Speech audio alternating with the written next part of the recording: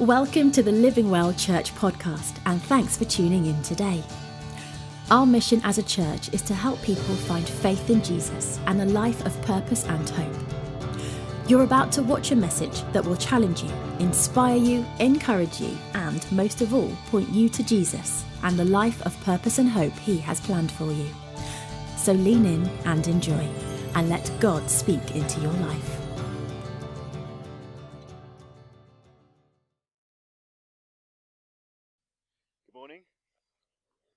Happy New Year to you all. You'll be pleased to know that my New Year's resolution is to speak less about how good looking I am from the stage. So you'll be getting a lot less of that this year, which is I think it's probably for the best. I feel pretty convicted that it's time to stop that joke. But it's a real privilege to be able to bring God's word on the first Sunday of this new year. And today we're going to be starting a new series, a 3-part series, which we've very wittingly called a part or apart. And what we're going to be exploring over the next 3 weeks or so is a question, really. And I suppose that question is, right now, at this point in time, are we all, as followers of Christ, are we truly a part of what God is doing in our lives at the moment? And are we truly a part of what He's doing in our church here at Living Well as well? Are we in sync? Are we connected? Are we on the same page? And over the next couple of weeks, we're going to look at that with context around Living Well Church specifically. We're also going to look at it a little bit around some of the small group stuff that we do as a church as well. But this morning, we're focusing on God, and specifically on our relationship with God, and how connected are we with God Himself, which is a pretty good place to start. I'm sure you'll agree. So this idea of are we in sync with God at the moment in terms of where we're at in our lives, where we think God is taking us, what we think He's trying to do in our lives at the moment. Are we on the same page with Him? Do we feel like we're operating in sync with God? Are we truly a part of what He's trying to do at the moment? Because actually, whenever you are genuinely a part of something, it's a pretty comforting place to be. If you're truly connected to something, if you think about any team or any organization or any community that you might be involved with, it's a pretty comforting place to be. When you're in that kind of environment, you feel valued, you feel of use. When you're all pulling together for a common goal and working together, in sync. And that's always been something that I've enjoyed. I've always enjoyed working in teams, and specifically from a sporting perspective, I've always really enjoyed playing in sports teams. And I think that idea of actually being a part of something bigger, actually being an important part of a chain of events, and being part of something that's all working together, knowing that people are relying on you, knowing that you're relying on your teammates, that sense of camaraderie, I suppose, and teamwork has always been something that I personally have craved and really enjoyed. And I think about some of the teams and things that I've been involved with historically, and some of those teams that I've played in is probably the most valued that I've ever felt, actually being truly a part of something. But also, I can actually think of times when I've played in teams where actually I probably felt quite apart from what was going on as well, and quite disconnected. And I can think of one example in particular when I was in my first year of secondary school, and my PE teacher noticed that I had a little bit of a flair for basketball at that age. And he actually thought that I was playing at a better standard than the rest of the guys in my year. So he moved me up to the Year 8 team, which was a pretty big deal at the time. But unfortunately, some of my Year 8 teammates weren't particularly happy about this situation. I suppose sitting on the bench in Year 8 when you've got a Year 7 starting in the team wasn't particularly good for some of their street creds. So actually, despite the fact that I was a part of that team and I was playing every week and I was very involved, I actually felt really disconnected with what was going on. And I didn't feel truly like I was in sync with all of that. And that was actually a pretty lonely place to be. And our relationship with God can be a bit like that. Not in a way that means He ever will reject us, like maybe my teammates did there, but actually there is a kind of team element to our relationship with God. We've got a responsibility and we've got things that we need to do in that as well. And actually, if we're in a place where we feel like we and God are completely on the same page, we're completely in sync, we're completely connected, that's probably the most comforting place we'll ever find ourselves. But actually, if we find ourselves in a place where we feel apart from that, we feel disconnected from God for some reason. We feel alone, maybe, for some reason. That's probably the most lonely place that we will ever find ourselves as well. So what we're going to do this morning is we're going to look at a passage in Deuteronomy from chapter 31 and verses 1 to 6. And it's the point where Moses announces that Joshua will be succeeding him in leading the Israelites to the promised land. So if you want to turn with me, I'm reading from the NIV, chapter 31, verses 1 to 6. Then Moses went out and spoke these words to all Israel. I am now 120 years old, and I am no longer able to lead you. The Lord has said to me, you shall not cross the Jordan. The Lord your God himself will cross over ahead of you. He will destroy these nations before you, and you will take possession of their land. Joshua will also cross over ahead of you. And the Lord will do to them what he did to Sihon and Og, the kings of the Amorites, whom he destroyed along with their land. The Lord will deliver them to you, and you must do to them all that I have commanded you. Be strong and courageous. Do not be afraid or terrified because of them, for the Lord your God goes with you. He will never leave you nor forsake you. And I just want to very quickly contextualize the situation here. And for those of us that were here for our Exodus series last year, some of this will be a little bit of repetition, but bear with me. So the quick history here is that the Israelites were led out of slavery in Egypt, and Moses led them out. And with God's help, they managed to evade, a pursuing Egyptian army that were trying to track them down. God miraculously parted the Red Sea so that they could pass through safely, destroyed all of their enemies behind them. But actually after that point, the constant grumbling, the constant stubbornness of the Israelites, and the constant disobedience of God's commands meant that actually by the time we reached them here in Deuteronomy, they've been wandering in the desert for 40 years. Now, since the day they left Egypt, Moses has been their leader. So Moses has been the one with the answers. He's been the one in direct communication with God. He's been the one that God has spoken to intimately about direction. He's been the one that God, laid out the law to for the Israelites. And he's been the one that, through God's power has performed many miracles. Water coming from rocks when they were thirsty, allowing at other times allowing the Israelite army to win battles against fierce opposition. And essentially what's happening here is this is a period of transition, and Moses is telling them that actually he won't be the guy taking them to the promised land, as was originally the plan. So we'll come back to the Israelites in a little bit, but I first want to look at what God says to them here, because it's a pretty amazing piece of scripture, and it's probably, as far as I'm concerned, it's probably one of the most comforting things we will ever read in the Bible, this particular passage. Be strong and courageous. Do not be afraid or terrified because of them, for the Lord your God goes with you. He will never leave you. He will never forsake you. And today that is just as much a passage for you and me as it was for the Israelites all those years ago. And for me, that short sentence, if you like, is pretty much life summed up for us in a lot of ways. It's basically God saying to us, you know what, at times life isn't going to be easy. There are going to be trials, there are going to be tough times, but be strong and courageous. There will be times when you'll need to show strength, but I will never leave you. I will never forsake you, meaning I will never abandon you, I will never desert you. And essentially, if you put your trust in me, then I will get you where I want to get you. And what a promise that is for us.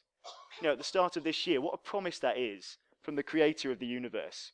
And what a comfort that should be for us to know today, regardless of what our individual situations and circumstances might be, that actually the omnipotent God, the all-knowing, the all-powerful, the matchless God of all creation, promises that he will never, under any circumstances, for any reason, regardless of what we do, ever leave us or forsake us. And to make it clear, this is a promise from a God who is incapable of lying. We lie all of the time, whether we like to admit it or not.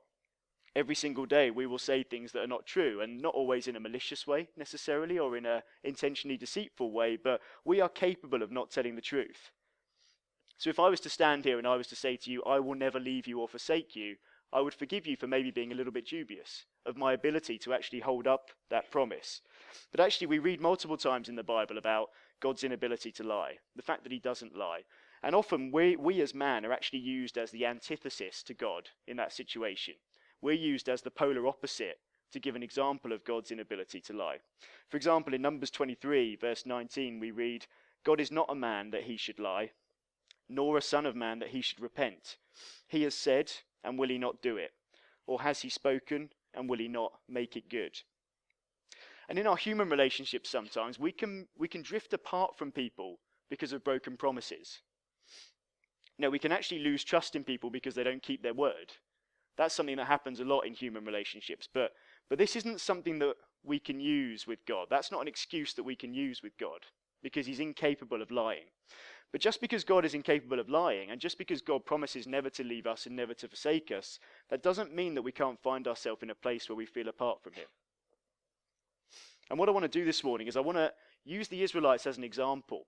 And I want to just explore a few ways that actually, if we're not careful, we can find ourselves in a place where we feel distanced from God. And in good apostolic form, I've got 3 points this morning, you'll be pleased to know. As mentioned earlier, so we're in a situation here where after 40 years of wandering in the desert, the Israelites find out that there's going to be a big change here. And again, for those of you that were with us for our Exodus series earlier on this year, you'll remember that the Israelites weren't great with change. They weren't big on change, and we're talking about a fairly substantial change here. After being led out of slavery, the Egyptians were obviously miraculously saved from the Israelites were miraculously saved from the Egyptians at the Red Sea incident.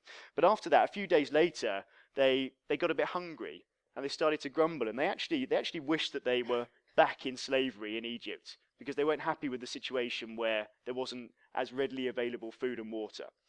So they weren't brilliant with changes of circumstance. So you can only imagine what they might have been thinking here at this point, when Moses declares that he actually isn't going to be the guy taking them any further forwards. You can imagine them sort of thinking, you don't know what you're doing here, God. We left Egypt, we've been wandering around this desert for 40 years, and now, apparently, this guy that you assigned to lead us out and take us to the promised land is no longer the right guy for the job. So what's going on here? Are you just making this up as you go along, God? You can kind of imagine they might be thinking. And I see a lot of myself in the Israelites, actually, at times, because I can look back on my life and I can see a number of occasions where, I found myself in situations where I was so kind of convinced that God was to blame for where I'd found myself. And I was so good at convincing myself that actually it was God's fault where I was, rather than my own fault. And actually because of that, I found myself in those situations more apart from God than probably at any other times in my life. So the first point that I want to make this morning is actually our response to change of circumstance in our life. And in particular, a change of circumstance that might seemingly be an undesirable one, is an area where we can easily become apart from God. We can easily find ourselves becoming distanced from God. Because we build up ideas in our heads, don't we, about how our lives are going to pan out. I think we all look around and we look at other people and we look at their situations and their lives, and we often think that, one day our lives will look like that. One day our lives will pan out like that. But it doesn't always happen like that. It doesn't always map out the way that we think it might. And you can imagine here with the Israelites, when they left Egypt, when Pharaoh finally gives the green light for them to leave after the 10 plagues and all that sort of stuff, after many, many years in slavery, they're finally given their freedom. They probably thought it was all going to be sweet from there. They probably had this picture in their head that actually from now the bad times are over. It's all going to be pretty easy now. We'll leave here in a couple of weeks, we'll be in the promised land and life will be great. But actually it didn't map out like that. And pretty soon they start to become disillusioned because their expectations, in their opinion, haven't been met. In Exodus 15, they say, what are we going to drink now? In Exodus 16, if only we died by the Lord's hand back in Egypt. Because they built up a picture that hadn't been met and the circumstances were different, they're starting to become disillusioned. And they're starting to lose trust in the leadership that they're under. And there are other examples of this in the Bible as well, where people, rather than being a part of what God is trying to do, they become apart from that because of this change in circumstance or an unexpected circumstance that arises. Let's look at the story of Lazarus, for example, in John 11. The story here, for those of you that aren't aware, is a man named Lazarus was seriously ill, and we're told that Lazarus was a friend of Jesus. In verse 5 of that chapter, it says, Jesus loved Martha and her brother Lazarus. So Lazarus is unwell, and his sisters Mary and Martha have sent word to Jesus to come to visit him and to make him well. And when Jesus gets the news, we read that he waits 2 days before coming back to Judea to see Lazarus. And by the time he actually reaches him, we're told that Lazarus has already died and is in the tomb. So we're going to pick this up in verses 17 to 23. On his arrival, Jesus found that Lazarus had already been in the tomb for 4 days. Now Bethany was less than 2 miles from Jerusalem, and many Jews had come to Martha and Mary to comfort them in the loss of their brother. When Martha heard that Jesus was coming, she went out to meet him, but Mary stayed at home. "Lord," Martha said to Jesus, "if you had been here, my brother would not have died. But I know that even now God will give you whatever you ask." So you see again here, Mary and Martha have built up a picture in their head of how this situation was going to evolve. They probably thought, Jesus will arrive just in time and he'll lay his hands on Lazarus and he'll restore him back to full health. Because Jesus had done this. We've already read in the Gospels up to this point about Jesus doing that very thing. We read about the royal official's son who was unwell and Jesus restored him to health. We read about the lame man at the pool of Bethesda who Jesus gave the ability to walk. We've already read about the blind man whose sight Jesus restored. So, they probably would have heard about these sort of things and they would have built up a picture in their head of how Jesus was going to deal with this situation. But it didn't actually evolve like that. The circumstances were different to what they'd expected and seemingly undesirable compared to what they'd expected. And despite the fact that there's clearly still some faith present here, Martha says, "I know that even now God will give you whatever it is that you ask." There's also a very clear apartness here in her attitude. The first thing that Martha says to Jesus is, "If you had been here, this would not have happened." So straight away there's blame there. The very first thing she says to Jesus is a blame thing. If you had been here, this wouldn't have happened. Mary, we're told, doesn't even come out to meet Jesus, which is a bit of a strange thing. If you think that Jesus has got the ability to come and heal your brother, then you'd probably go out and meet him. So we can probably read into that a little bit about there being a degree of apartness in her attitude as well. And what actually happens here in the end is that Jesus goes into the tomb, he restores Lazarus to life, but only after Mary and Martha have allowed themselves to come to a place where they were apart from him, rather than a part of what Jesus was trying to do in that situation, rather than an active member of what he was trying to do there. So we need to be very, very aware of how we respond to changes of circumstance in our life, and especially seemingly undesirable changes of circumstances, to make sure that we don't respond in the same way. The second thing that I believe can lead us to actually coming to a place where we feel distanced from God is actually holding on to the past. You're holding on to past hurts, holding on to past disappointments. In other words, holding a grudge against God for maybe an area in our lives that we feel he has failed us in the past. Because if we hold on to these things, then we can actually get to a point where we're so subconsciously fixated on them that actually we lose sight of the good things God has done. And we lose sight of the good things he's doing, and we maybe even lose sight of the good things that he's yet to do as well. And the Israelites were definitely guilty of this. You can tell as you read through their journey from being enslaved in Egypt, in Exodus, right through to where we are here in Deuteronomy 40 years later, this is a group of people that have got a chip on their shoulder. They feel aggrieved because they were in slavery. So God brings them out. Then a few days later, they're hungry and they're grumbling again. "God, you've let us down again."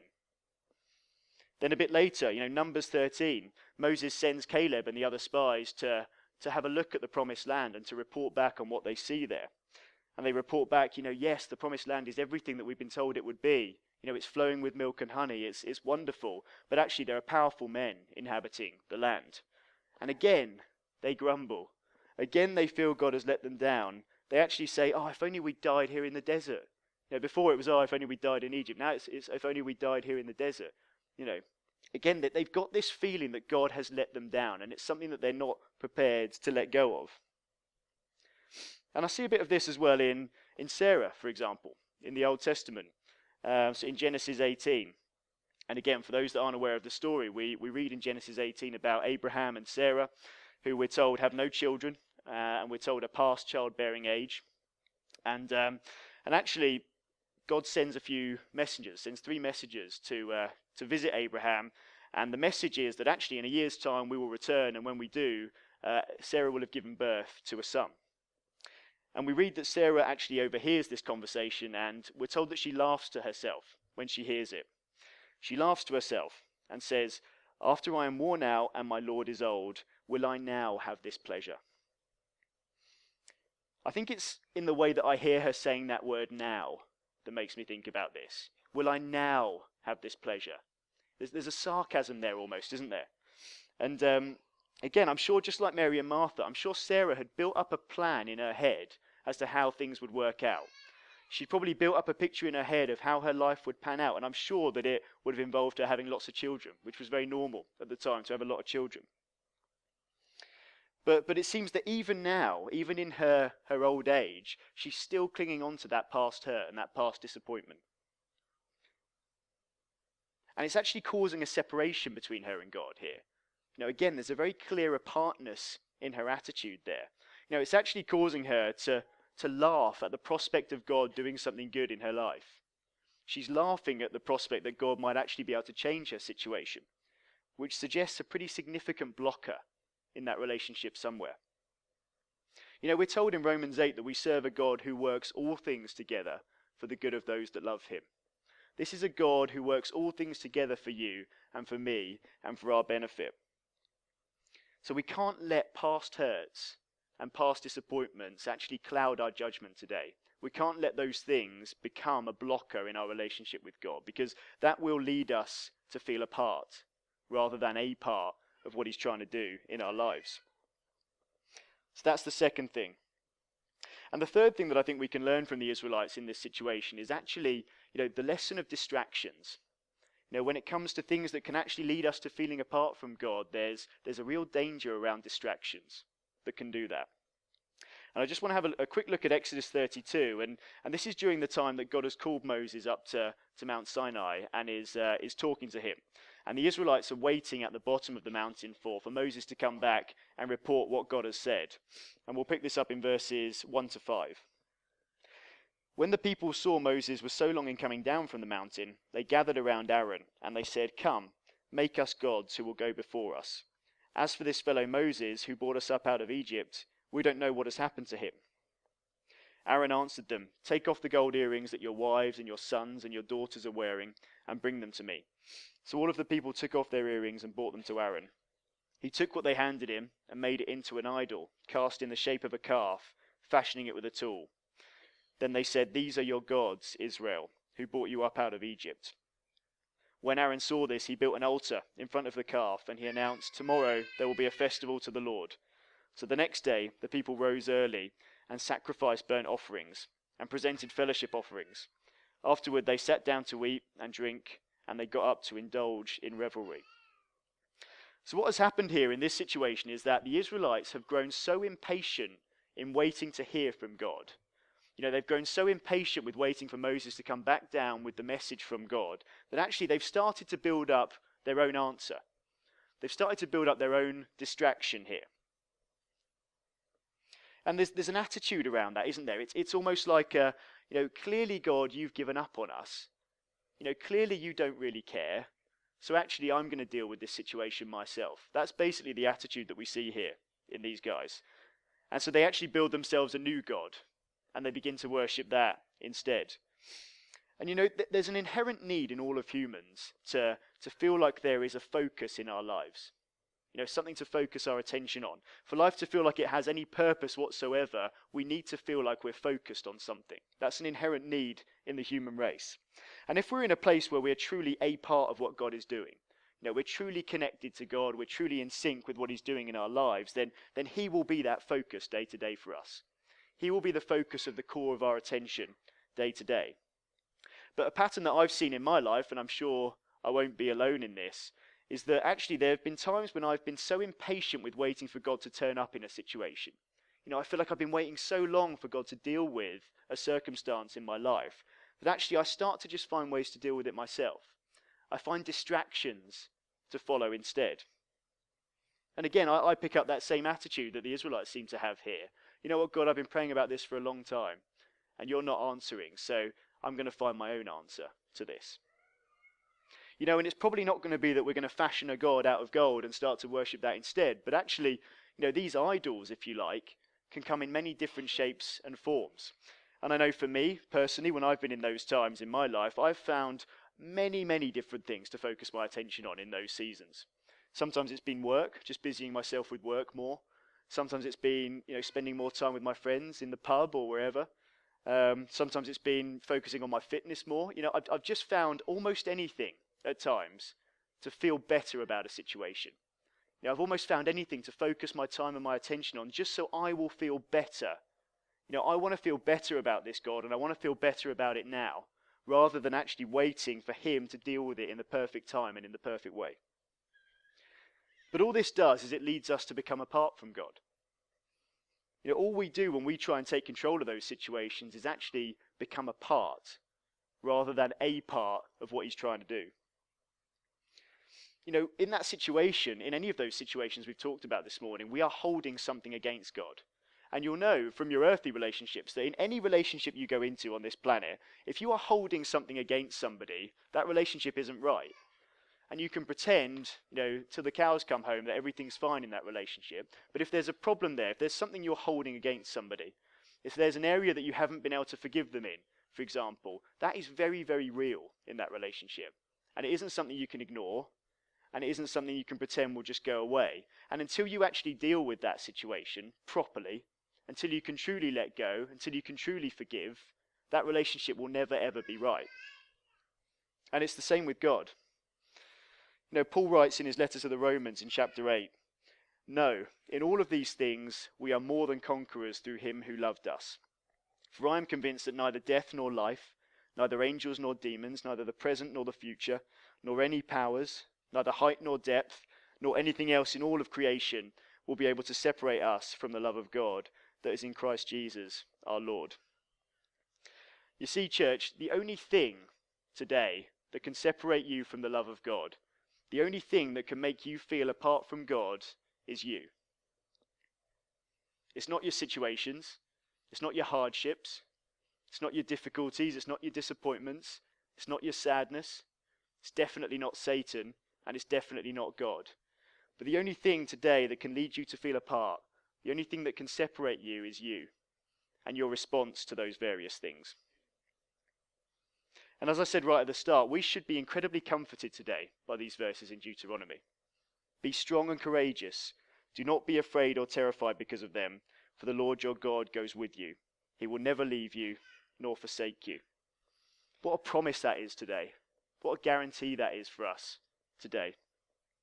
And the best news is that even if you don't feel today like you are truly a part of what God is doing at the moment, then it's so easily fixed. Because this is a God who will never leave you. This is a God who promises never to abandon, never to desert you. And I want to give you an opportunity this morning at the very outset of this new year, at the very outset of 2016, to respond if you would put yourself in any one of those camps that we've talked about this morning. Maybe you feel a bit like a Martha today. Maybe you feel that life has taken an unexpected twist, maybe a seemingly unwelcome twist. And you know that because of that, you're doubting God in that situation. You know that because of that, maybe you're even blaming God because of that situation.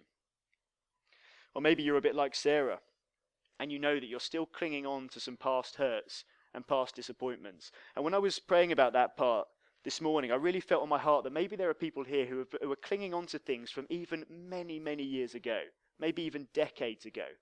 And you know that truly you haven't let go of that situation. You know that there's a little bit of you that still holds that against God a little bit.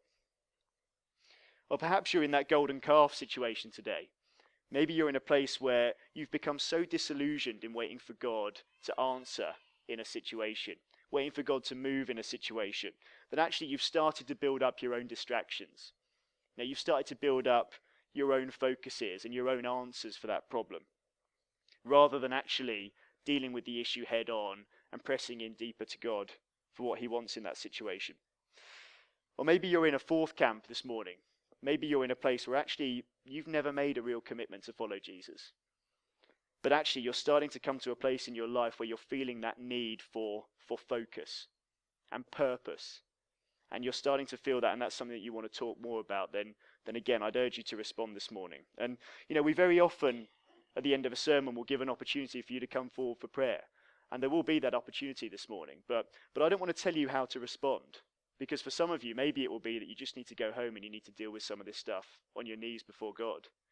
But there will always be an opportunity, and I'm sure Katie will facilitate an opportunity afterwards for prayer at the front here, if that's what you want to do, or maybe you want to grab somebody that you know and you trust here, or somebody that you came with today, or if you'd rather come and speak to me after the service, or one of the leaders here, and we'd love to pray with you and talk to you about it then. But I'd really urge you at the start of this new year, at the start of 2016, let's make sure that we are truly a part of what God is doing right now. Let's make sure that we are truly in sync, that we're truly connected with God, rather than being apart from him, so that we can be actually, properly connected, properly a part of what he wants to do in our lives and in our church in 2016. Thank you.